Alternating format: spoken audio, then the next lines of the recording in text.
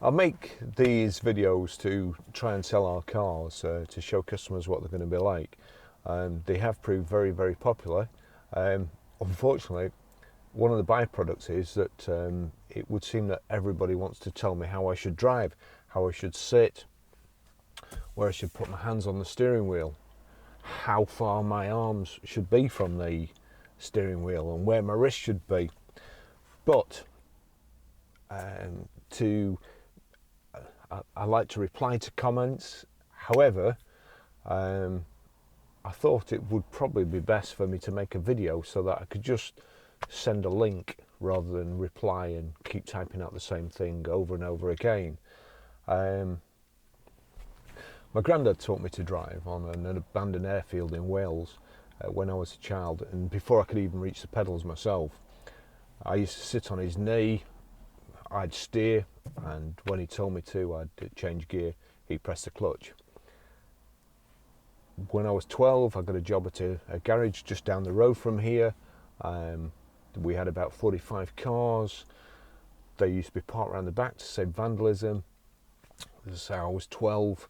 The salesman used to come in late and was pretty lazy, so I used to get the cars out, which involved driving them from round the back, over the ramp through the workshop, and displaying them on the front. So I got pretty used to steering and driving and clutch control and so on, long before it was legal for me to drive.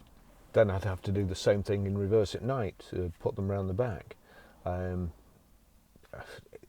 That was on private property, and it was a long, long time ago, so I'm sure that if I did anything illegal, then it was the statute of limitations has now run out. It's 48 years ago, so I think I'm pretty safe in releasing that to the world. I took my driving test on the morning of my 17th birthday at 11 o'clock, I think it was. I had one driving lesson, and that was so that the guy could show me where the test centre was and go with me, so it looked like I did know what I was doing. So I had an hour before my driving test. That hour was spent, I think it was a chap called Jeff Drinkwater.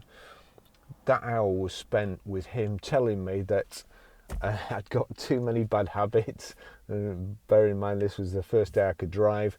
I used to drive with my elbow on the door card, and I was too far back, and all sorts of things. And he basically said, like, God loves a trier. You've got no chance of passing your test. However, I can remember him saying that you should sit, you should drive with your hands at 2:45. You should be in a position where your wrist can touch the top of the steering wheel. But why? Why do you need to put your hands at the top of the steering wheel when you drive at 2:45? It doesn't make sense to me. And as I say, I'm not a driving instructor. These are my thoughts and my thoughts only. But the way I see it is that when the driving position was first thought, when I first started driving cars, you couldn't even move the seat backwards and forwards. It was bolted to the floor. So you had to adapt your body to fit the car. Nowadays, we've got height adjustable steering wheel, height adjustable seats, reach adjustable steering wheel, the door mirrors. So you set the car and you build it round the way you want to sit, not have to adapt yourself to sit in the vehicle. And I took my driving test in my dad's Opel Record 1.9 Berliner. No power steering or anything like that. You had to do a 3-point turn in those days. No power steering. It was quite difficult. So to the people who keep messaging me to say that they think I should sit closer to the steering wheel, please take note. This is what I think. Firstly, the wide-angle view of the GoPros exaggerate the distance that I appear to be from the steering wheel. But also please bear in mind that the ideal driving position was thought up probably when cars were invented to get new learner drivers into some sort of average position to where everything was in reach. And of course it wasn't as easy in those days.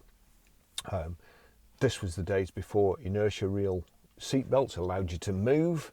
You were jabbed in. once you've got your seatbelt on, there was no moving forward with your inertia reel belt, like you can these days. You were stuck there. If that's your position, you were stuck there, so you couldn't reach forward to get anything. So you had to be within reach. You couldn't move. In fact, there was no such thing as height and reach adjustable steering wheel, like so. You had to adapt. No such thing as adjustable seat backs. It was set at a kind of a 90-degree angle. That was it. No power steering, no ABS, no traction control, brake assist. With no power steering, you had to sit as close to the steering wheel as you possibly could, I suppose, because you needed all your upper body strength to turn the steering wheel, basically like this is now, with no power on and no engine switched on. You needed all your strength, and if you were one of the people that couldn't quite grasp that it was a lot easier to turn the steering wheel if you were actually creeping forward slowly or reversing back slowly, then you really didn't need all your upper body strength. With the invention of speed sensitive power steering, you can now turn a steering wheel from lock to lock with less effort than it used to take us to dial a number on an old phone. You can do it with basically you can do it with your finger, like so, one finger. And because the old rack and pinion steering had such a poor pulley effect, input to output ratio, you had to be able to shuffle your hands around the steering wheel as if you were coiling a hose pipe, and if you didn't, you wouldn't make it round a shallow curve, let alone a 90-degree corner. Nowadays, half a turn of a steering wheel equates to a sharp right angle turn. Inefficient drum brakes with asbestos lining material, which was prone to glazing, meant that you needed to transfer all the muscle power from your calves and thighs, forcing yourself against the seat back in order to transfer enough pressure through the brake pedal to create the friction required to scrub off speed and bring you to a standstill, even from relatively slow speeds, especially if it had been raining and you were on cross-ply tyres. Fortunately, in those days, the clutch was just as bad. Before hydraulic systems with the clutch servo were invented, cars had a big fork in the gearbox attached to a clutch pedal by a cable. Depending on how well lubricated and unfrayed the clutch cable was, and where the fulcrum was and how long the fork was, depended on how easy it was to depress the clutch. If you're lucky, it would take about the same pressure to change gear as it would to brake, otherwise you'd end up with one leg bigger than the other. Gearboxes didn't have synchromesh then, so you had to, what they referred to as double declutch, which was effectively change or press the clutch in twice to change gear once. Now, in my opinion, the closer you are to the steering wheel, the wider the angle of vision the windscreen A-pillar obscures. From here, where I sit, I can see the grey car over there. If I move closer, that car's totally obscured. That can mean the difference between life and death of an oncoming motorcyclist. And take it from me, as a biker who's spent more than his fair share of time flying through the air or sliding along the gravel on my arse. This is a major consideration for me. I want to be able to see everything around me. I don't want any blind spots. I sit as far away from the steering wheel as I can. The nearer you are, the more restricted your elbows are, like so. You're more vulnerable from a side impact. If a car hits you there and your elbow's there, then you're going to get elbowed. The steering wheel's not going to deform. It's going to be your wrist, your elbow, or your collarbone that's going to give from a side impact if the door comes in. The closer you are to the steering wheel, the less chance you have of moving your legs back if you are in an impact. And believe me, I have been in a couple where I've had to bring my legs back. If you're stuck there, your legs hit the steering wheel, you can't pull away. There's also airbags now. If you've got a knee airbag, then your knees have to be at least, or recommended at least 100 millimeters away. If you've got a big bunch of keys dangling from the steering wheel and the airbag goes off underneath, then you're going to get a key through your kneecap. The less you can bend your legs, the more likely you are to sustain ankle and knee damage in a frontal impact. That's if you're lucky and you don't have your thigh bones shoved back through your pelvis. The airbag deploys at between 110 to 220 miles per hour. So the nearer you are to that, the more facial and chest damage you're going to get. If you drive with your hands at the 2:45 position, with your thumbs through the steering wheel, they're going to get broken if you're in a side or 3/4 impact collision. The first thing they tell you on a racing course is do not feed the steering wheel through your hands. Do not take your hands off the steering wheel at all, or else you have no idea which direction the front wheels are pointing. They're pointing over there. Steering wheel straight, but the wheels are pointing over there. So you've no idea. So basically on a racetrack, it's like so. And that's it, that's all you need.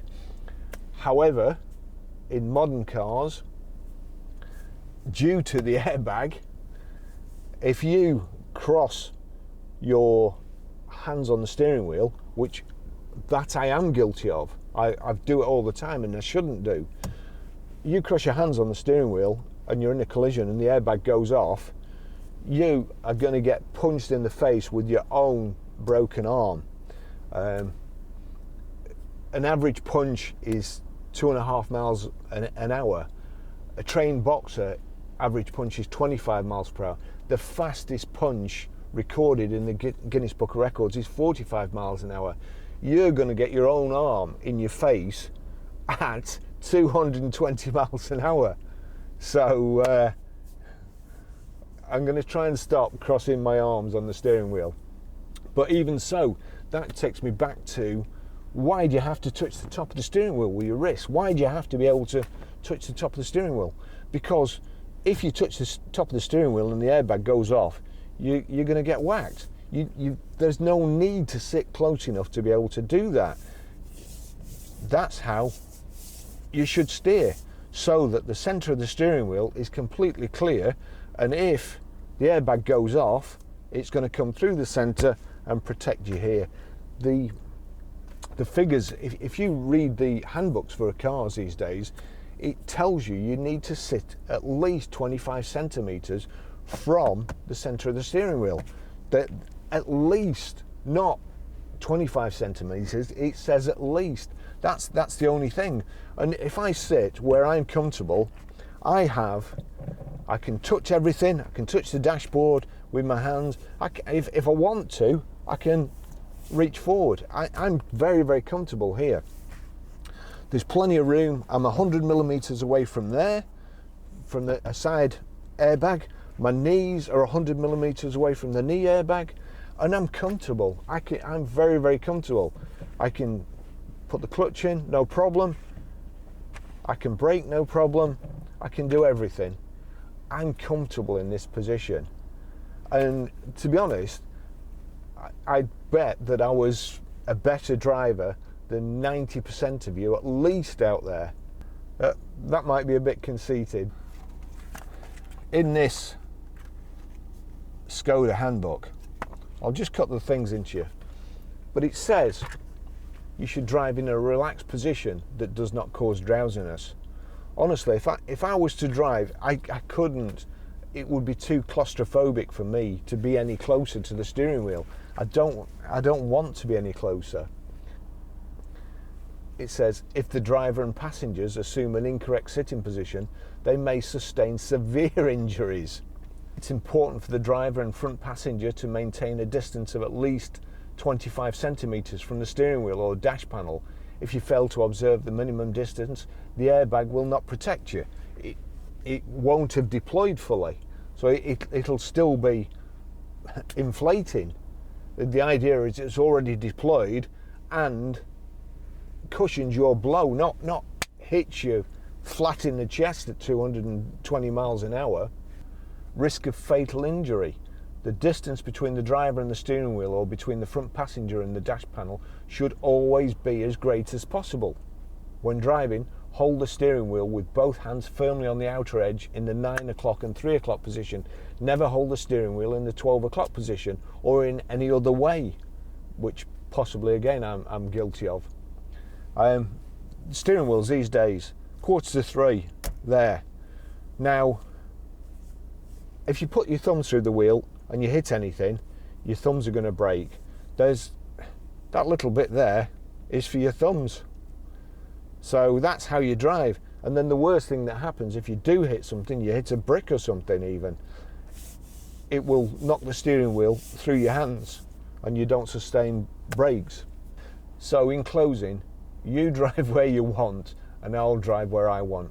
But in all my years giving people test drives, one thing has become blatantly obvious to me. The closer that somebody sits to a steering wheel, the worse the driver they are. Thanks for watching. You're welcome. Have a Merry Christmas and a happy 2019. And stay away from accidents. And I'll try to do the same. So, a number of years ago, it was my day off and my girlfriend and I were going to go to the Trafford Centre. We were in no particular hurry. My girlfriend came to pick me up and she stopped here, and just before I got in she told me that a windscreen washer fluid was running low. So I went in the garage, got some, filled the windscreen washer up, and we set off. And it's kind of a sliding door thing. If we'd have set off earlier, a few minutes before, this would never have happened. But we went in her car as well. So we set off from the garage here. And they say most accidents happen within 100 yards from home and you should always put your seatbelt on and so on. We both had our seatbelts on. I don't drive particularly fast, but what I do, whenever I've had a demonstrator in the past, and it takes ages to get your seat just in the right position, and first thing people do when they go out in your car is change your seat position. So I'd get in at night and the seat be all over the place and you're trying to get it back comfortable and so on. So I try not to do that to other people. When I jump in their cars to do a test drive, a road test, when they come to have it valued, I always try and just adapt to the way they sit, so as I don't spoil it for them. And I do the same with my girlfriend. She's a little bit shorter than me and quite a bit shorter than me, and she sits closer to the steering wheel. Comfortable, nothing wrong with the driving position for her size, I must say that. So I jumped in the car and I decided, as I always did, I wouldn't move the seats. So I was closer than I would normally be. So we set off from here. As I say, at a leisurely pace. We'd plenty of time to get there, all day to go shopping. And there was a wagon in front of us here. Wagon's turning left, we're turning left. I'm just pottering along. The wagon's still in front of us.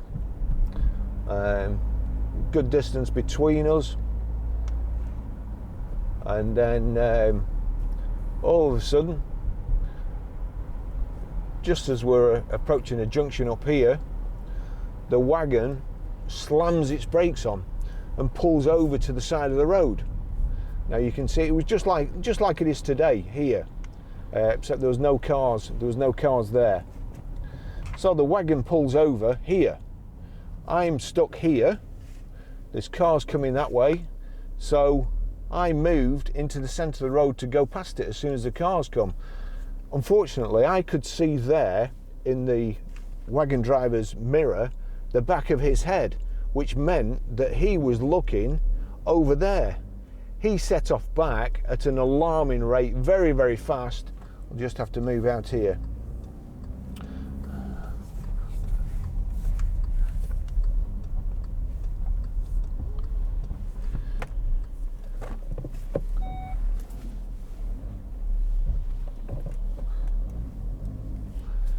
He set off reversing back. He'd missed that turning. I was already behind him, too close, because I was going to overtake him. He hadn't seen me.